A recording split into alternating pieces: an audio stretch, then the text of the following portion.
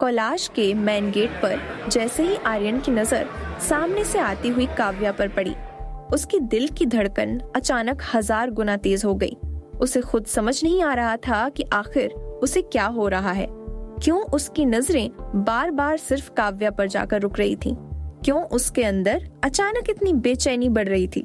पूरा कोलाज यही सोच रहा था कि काव्या सीधे आर्यन के पास जाएगी, लेकिन काव्या आश्वी को अपने साथ लेकर बिना एक बार उसकी तरफ देखे उसके बिल्कुल पास से गुजरती हुई क्लास के अंदर चली गई। पूरा कोलाज हैरानी से यह सब देख रहा था। चारों तरफ सिर्फ एक ही नाम की चर्चा थी, आर्यन और काव्या। दूसरी तरफ सानिया दूर खड़ी सब देख रही थी। उसके चेहरे पर अब भी मासूमियत का नकाब था, लेकिन अंदर ही अंदर वह जल रही थी, क्योंकि पहली बार उसने आर्यन को किसी लड़की को इस तरह देखते हुए देखा था। तभी सानिया की दोस्त ने कहा, वह कितनी भी खूबसूरत हो जाए, लेकिन सानिया जैसी कभी नहीं बन सकती। उसके अंदर आज भी वही पुराना एटीट्यूड है। ये सुनते ही बहुत से लोग हामी भरने लगे। 1 मिनट में पूरे कोलाज की राय बदल गई, लेकिन कुछ लोग अब भी काव्या से जल रहे थे। उसकी खूबसूरती इतनी ज्यादा थी कि कुछ लड़कियां तक उस पर फिदा हो गई थीं। दूसरी तरफ मनीष ने आर्यन को देखते हुए कहा, आज क्या बात है, ये इतनी बदल कैसे गई? तभी वहाँ उनकी एक और दोस्त सौम्या आई।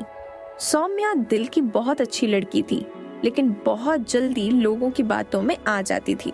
इसी वजह से उसे भी हमेशा लगता था कि काव्या बिगड़ी हुई और बदतमीज लड़की है।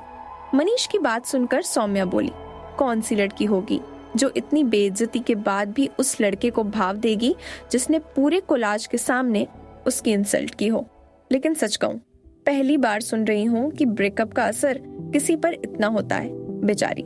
लेकिन उसके पास बहुत हिम्मत है। मनीष ने भी हामी भरी। मुझे लगता है वह अब मूव ऑन कर चुकी है। यह सुनते ही आर्यन के चेहरे का रंग हल्का बदल गया। न जाने क्यों यह बात उसे बिल्कुल अच्छी नहीं लगी। उसके अंदर अजीब सा गुस्सा उठने लगा।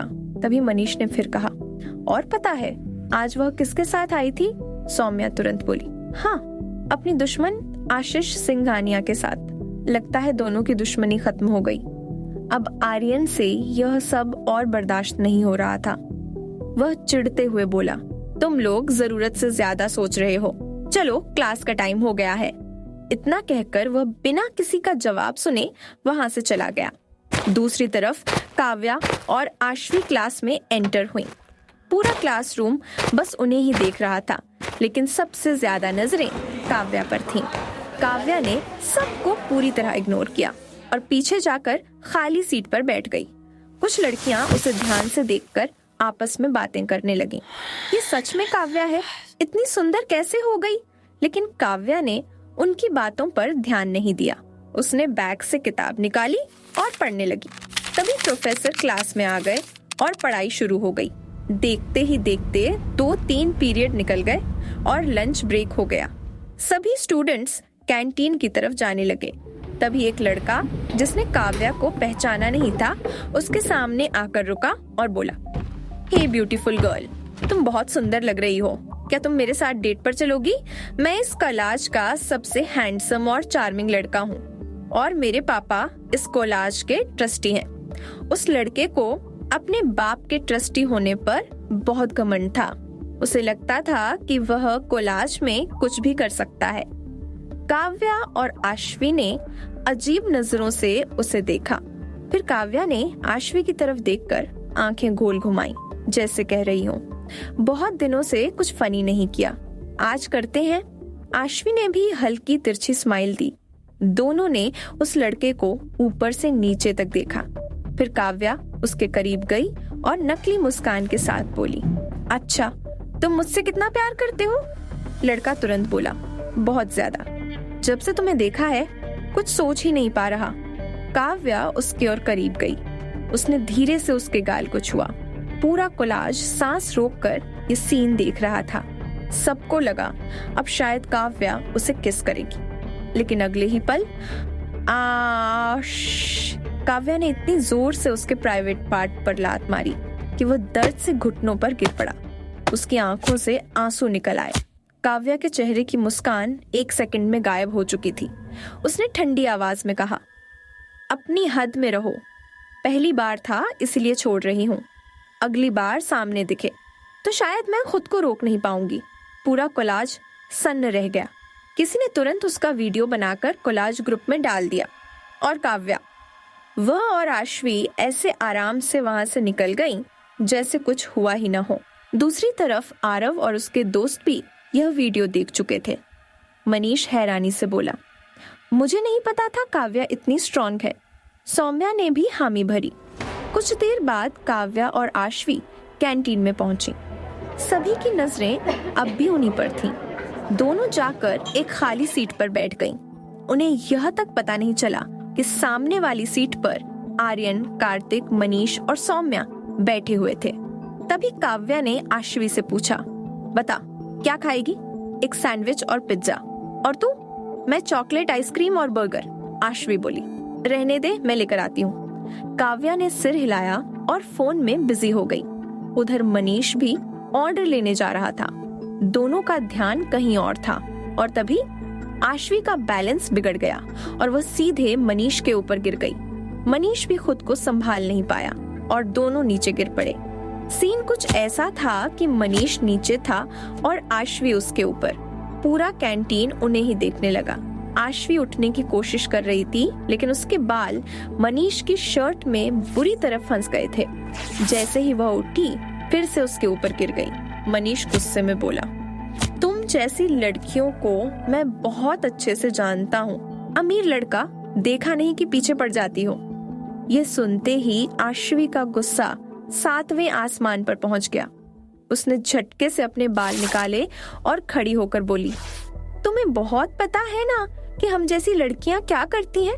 कहीं तुम ही तो लड़कियों के पीछे नहीं घूमते रहते? फिर उसने गुस्से से कहा, और सुनो, अपने घमंड पर ज्यादा भरोसा मत करना। एक दिन यही घमंड तुम्हें बहुत नीचे गिराएगा। इतना कहकर वह सामान लेकर वापस काव्या के पास चली गई।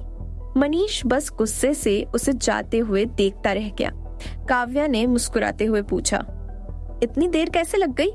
आश्वी चिढ़कर बोली, कोई चमगादड़ मिल गया था जिसने दिमाग खराब कर दिया। काव्या हल्का सा हंस पड़ी। सावधान रहना, गलती से प्यार ना हो जाए। आश्वी बड़ी बड़ी आंखें करके बोली, प्यार? और उस चमगादड़ से? कभी नहीं। काव्या मुस्कुराई। अच्छा बाबा, देखते हैं। धीरे धीरे छुट्टी का समय हो गया। काव्या ने कहा, चल आज मेरे साथ मॉल चल। मुझे कुछ अच्छे कपड़े लेने हैं और अपना कमरा भी रिनोवेट करवाना है। दोनों मॉल चली गईं। उन्होंने खूब शॉपिंग की, फिर एक नए रेस्टोरेंट में जाकर खाना खाया और बाद में अपने अपने घर लौट गईं।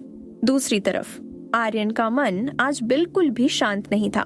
उसे समझ नहीं आ रहा था कि अगर काव्या उसे इग्नोर कर रही है तो उसे खुश होना चाहिए, फिर यह बेचैनी क्यों हो रही है। वह सीढ़ियां चढ़कर अपने कमरे में गया। उसका कमरा ब्लैक एंड व्हाइट थीम में था, बेहद क्लासी, बेहद महंगा और बेहद शांत। बीच में किंग साइज बेड था, साइड में बड़ा सा ड्रेसिंग टेबल, एक तरफ विशाल लाइब्रेरी जहाँ किसी को आने की इजाजत नहीं थी। आर्यन ने अपना बैग एक तरफ फेंका और सीधे वॉशरूम में चला गया। शॉवर का ठंडा पानी उसके चेहरे, चौड़े कंधों और मजबूत शरीर पर बह रहा था, लेकिन उसके दिमाग में अब भी सिर्फ काव्या ही थी। कुछ देर बाद वह बाहर आया। उसके शरीर पर सिर्फ एक टॉवल था। उसके 6 पैक एब्स साफ नजर आ रहे थे और पानी की बूंदें उसकी बॉडी पर चमक रही थीं, जिससे वह और भी ज्यादा हैंडसम लग रहा था। उसने कपबोर्ड से ट्राउजर निकाला और पहन लिया, फिर बालकनी में जाकर रेलिंग के सहारे खड़ा हो गया और सिगरेट के गहरे कश लेने लगा। आर्यन अपने परिवार से बहुत प्यार करता था। उसके परिवार में सिर्फ उसकी माँ, पिता, छोटी बहन, दादी और दादा थे, लेकिन उसका एक अंधेरा सच भी था, जिसके बारे में सिर्फ उसका असिस्टेंट और सबसे अच्छा दोस्त राघव जानता था। राघव भी बिल्कुल आर्यन की तरह कोल्ड हार्टेड था और इस वक्त आर्यन बस एक ही बात सोच रहा था, क्या सच में मुझे काव्या से प्यार होने लगा है? अगर हमारी कहानी आपको अच्छी लग रही है तो सुनते रहिए रिबॉर्न इन ए पॉपुलर नॉवेल। धन्यवाद।